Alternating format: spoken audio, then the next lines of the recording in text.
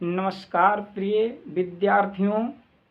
आइए आज हम लोग बात करने वाले हैं हिंदी गद्य के विकास क्रम का काल विभाजन।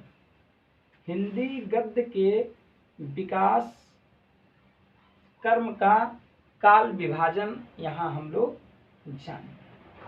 तो हिंदी गद्य के विकास का काल विभाजन कुल मिलाकर 6 भागों में हुआ है। यहाँ पहला जो हमारा है वो पूर्व भारतेंद्र युग अथवा हिंदी गद्य साहित्य का प्रारंभिक काल। दूसरा जो हमारा है वो भारतेंद्र युग अथवा पुनर्जागरण काल द्विवेदी युग है। तीसरा चौथा है शुक्ल युग अथवा छायावादी युग। पांचवा आपका शुक्लोत्तर युग अथवा छायावादोत्तर युग और छठवां है स्वतंत्रोत्तर युग। तो आइए आज हम लोग जान लेते हैं कि इसका जो समय सीमा है, इसकी जो समय सीमा है, कालखंडों का जो समय सीमा है वो कब से कब तक चला। तो सबसे पहला जो हमारा गद्य साहित्य का विकास हुआ वो है पूर्व भारतेंद्र युग। जो नाम दिया गया वो है पूर्व भारतेंद्र युग अथवा हिंदी गद्य साहित्य का प्रारंभिक काल। यानी जब से गद्य खंड शुरू हुआ तो वो जो गद्य खंड प्रारंभ हुआ उसको हमने नाम दिया पूर्व भारतेंद्र युग, या कहें तो हिंदी गद्य साहित्य का प्रारंभिक काल। इसका जो समय रहा वो 13वीं शताब्दी के मध्य से, यानी 13वीं शताब्दी के मध्य से प्रारंभ होके चला हमारा सन 1868 ईस्वी तक। कौन सा काल? पूर्व भारतेंद्र युग अथवा हिंदी गद्य साहित्य का प्रारंभिक काल। 13वीं शताब्दी से लेकर 13वीं शताब्दी के मध्य से लेकर सन 1868 ईस्वी तक हमारा चला क्या? प्रारंभिक काल, हिंदी गद्य साहित्य का प्रारंभिक काल या पूर्व भारतेंद्र युग का काल। और हमारा जो दूसरा काल हुआ गद्य साहित्य में वो है भारतेंद्र युग अथवा पुनर्जागरण काल। दूसरा जो हमारा विभाजन हुआ वो हुआ भारतेंद्र युग अथवा पुनर्जागरण काल। तो भारतेंद्र युग अथवा पुनर्जागरण काल जो शुरू हुआ वो सन 1868 ईस्वी से शुरू होके सन 1900 ईस्वी तक चला।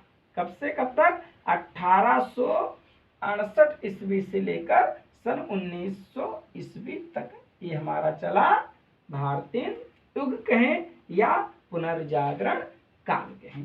इसके बाद जो हमारा तीसरा है वो युग है वो है द्विवेदी युग। तीसरा हमारा कौन सा युग है? द्विवेदी युग। और द्विवेदी युग का जो समय है वो सन 1900 ईस्वी से 1922 ईस्वी तक, सन 1900 ईस्वी से लेकर सन 1922 ईस्वी तक चला हमारा द्विवेदी युग। उसके बाद जो हमारा युग है वो है, चाहे आप शुक्ल युग कह ले अथवा छायावाद या छायावादी युग भी इसे कह सकते हैं। शुक्ल युग कहें या छायावाद युग कहें। तो इस युग का जो समय रहा वो सन 1919 से लेकर 1938 ईस्वी तक चला हमारा किसका समय? शुक्ल युग अथवा छायावाद युग का। छायावाद युग का जो समय रहा वो हमारा सन 1919 से लेकर 1938 ईस्वी तक इसका समय रहा। इसके बाद अगला जो हमारा युग आया वो आया शुक्लोत्तर युग कह ले अथवा छायावादोत्तर युग कह ले। दोनों नाम से इसे जाना जाता है। दोनों नाम में से कोई भी नाम आपको याद रहे तो कोई दिक्कत नहीं है। शुक्लोत्तर युग अथवा छायावाद उत्तर युग। इसका जो समय रहा वो सन 1938 ईस्वी से लेकर सन 1947 तक इसका समय चला। किसका समय? शुक्लोत्तर युग अथवा छायावादोत्तर युग का जो समय रहा वो सन 1938 से लेकर 1947 तक चला। उसके बाद जो हमारा युग आया वो आया स्वतंत्रोत्तर युग, यानी स्वतंत्रोत्तर युग का जो समय रहा वो सन 1947 से लेकर अब तक हमारा स्वतंत्रोत्तर युग चल रहा है। किसके बाद? शुक्लोत्तर युग अथवा छायावाद उत्तर युग के बाद। तो आज यहाँ इस वीडियो में हम लोगों ने हिंदी गद्य के विकास क्रम का काल विभाजन जाना। तो यहाँ हम लोग जाने क्या क्या, पूर्व भारतेंदु युग और भारतेंदु युग, द्विवेदी युग, शुक्ल युग, शुक्लोत्तर युग और स्वतंत्रोत्तर युग। तो ये नाम हमें आपको रट लेना है। गद्य साहित्य के विकास के लिए जरूरी चीजें हैं हमारे लिए। काल का नाम क्या है, यानी गद्य साहित्य के विकास को कितने वर्गों में बांटा गया, तो गद्य साहित्य के विकास को हमने 6 भागों में यहाँ बांटा। पूर्व भारतेंदु युग, भारतेंदु युग, द्विवेदी युग, शुक्ल युग, शुक्लोत्तर युग कह सकते हैं, और शुक्ल युग, छायावाद युग, शुक्लोत्तर युग और छायावादोत्तर युग और स्वतंत्रोत्तर युग। तो कुल मिलाकर 6 खंडों में हमने इसे विभाजित किया।